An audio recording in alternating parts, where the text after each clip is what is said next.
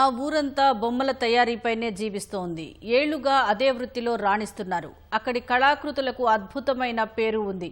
అయితే బొమ్మ తయారీకి అవసరమైన కర్ర దొరకక, చెక్కేందుకు అనువైన నిర్మాణం, సరైన మార్కెటింగ్ సౌకర్యాలు లేక ఇబ్బందులు పడుతున్నారు.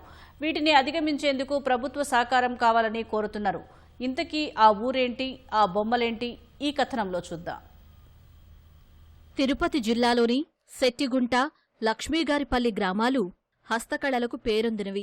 ఇక్కడ తయారయ్యే రాజా రాణి బొమ్మలు చాలా ప్రసిద్ధి. దేవుడి ప్రతిమలతో పాటు అనేక కళారూపాలకు వీరు ప్రాణం పోస్తారు. రాయలసీమతో పాటు తమిళనాడు, కర్ణాటక రాష్ట్రాల్లోనూ ఈ కళాకృతులకు మంచి డిమాండ్ ఉంది. వివాహ సమయంలో వధువు అత్తారింటికి వెళ్లేటప్పుడు ఇచ్చే కానుకల్లో ఈ బొమ్మలు ఉంటాయి.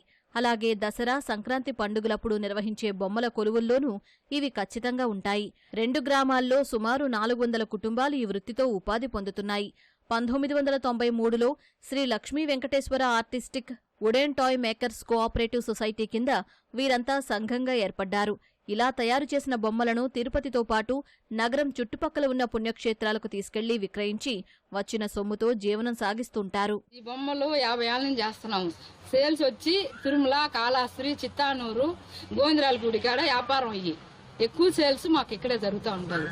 అందువల్ల మేము రోజు చేసినట్టని తిరుపతి ఎత్తుకుని అమ్ముకున్నాం. ఒక మనిషి రోజుకు 3 జతలు బొమ్మలు కొడతారు. అవి ఫినిషింగ్ చేసి మార్కెట్లో పోవాలంటే 4 రోజులు పడుతుంది.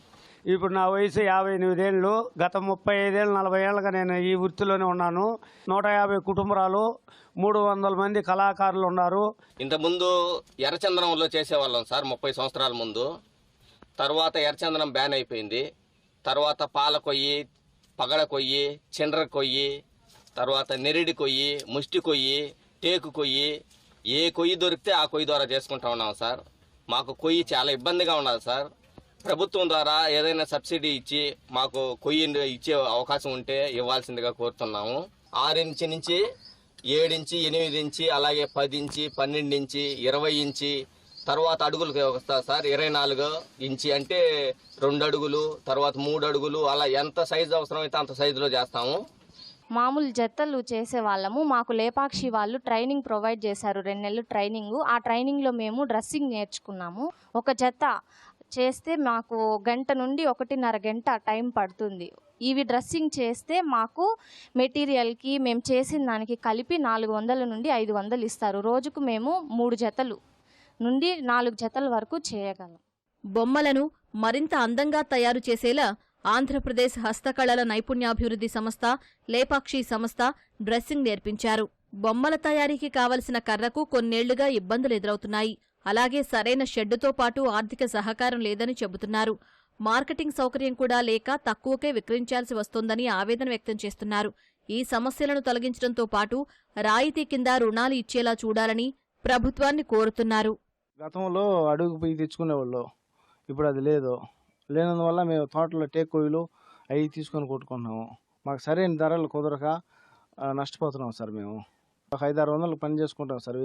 500 నుండి 1000 రూపాయల వరకు పని చేసుకుంటాం. కొయ్యి సదుపాయం బాగుంటే. కొయ్యి లేనందువల్ల మేము ఎక్కువ డబ్బులు పనులు చేసుకోలేక ఇబ్బందులు పడుతున్నాం సార్. మాకు మంచి కొయ్యి కలిగించాలని, మాకు షెడ్ ఒకటి నిర్మించాలని, తగిన పనిముట్లు మాకు ఇవ్వాలని గవర్నమెంట్ని మేము కోరుకుంటున్నాం సార్. ఇదే బొమ్మలు శ్రీలంక ఎయిర్పోర్ట్ లో కూడా పెట్టి అమ్ముతున్నారు. అక్కడ డాలర్తో అమ్ముకున్నారు. కానీ అవకాశం మాకు ఇవ్వాలి కదా గవర్నమెంట్. అట్లా లేక గవర్నమెంట్ దగ్గరకు వచ్చి మాకు కొయ్యి ఇచ్చేసి మాకు ఇది ఒక రేట్ చేస్తే బాగుంటుందని దేవుడు మిమ్మల్ని కోరుకుంటున్నాను గవర్నమెంట్ని. మార్కెటింగ్ కూడా ప్రభుత్వం మాకు స్టాల్స్ ఇచ్చి సొంతంగా అమ్ముకోగలిగితే మేము 10 రూపాయలు సంపాదించుకోగలుగుతాము. ఈ సబ్సిడీ లోన్లు ఇవి ఇప్పిస్తే మేము ఆర్థికంగా ముందుకు పోయేదానికి ఉంటుంది. మా ఊరికి ఒక షెడ్ ఇవ్వాల్సిందిగా నేను కోరుకుంటున్నాను. ఆ షెడ్ వస్తే మా కుటుంబాలు మొత్తం ఆ షెడ్లో పనిచేసుకుంటాము. వర్షం పడినా పడకపోయినా ఉపాధి అనేది చాలా బాగుంటుంది. మా ఊరికి ఒక షెడ్ అనేది, అలాగే కొయ్య అంటే వుడ్ సరఫరా అనేది కావాలి. వెంకటేశ్వర బొమ్మలు, కృష్ణులు, వినాయకుళ్ళు అన్నీ చేస్తారు. అన్నీ కూడా కల్పించుకొని మేము విదేశాలకు పంపించాలని మా కోరిక ఉంది. ఆ కోరిక అట్టే నిలిచిపోతున్నది. కాబట్టి గవర్నమెంట్ ఈ మాదే రూపంలో మాకు కొంచెం సహాయం చేస్తే బయట దేశాలకు కూడా పంపించి వ్యాపారం చేసుకొని ఇంకా లాభ పొందుతాము.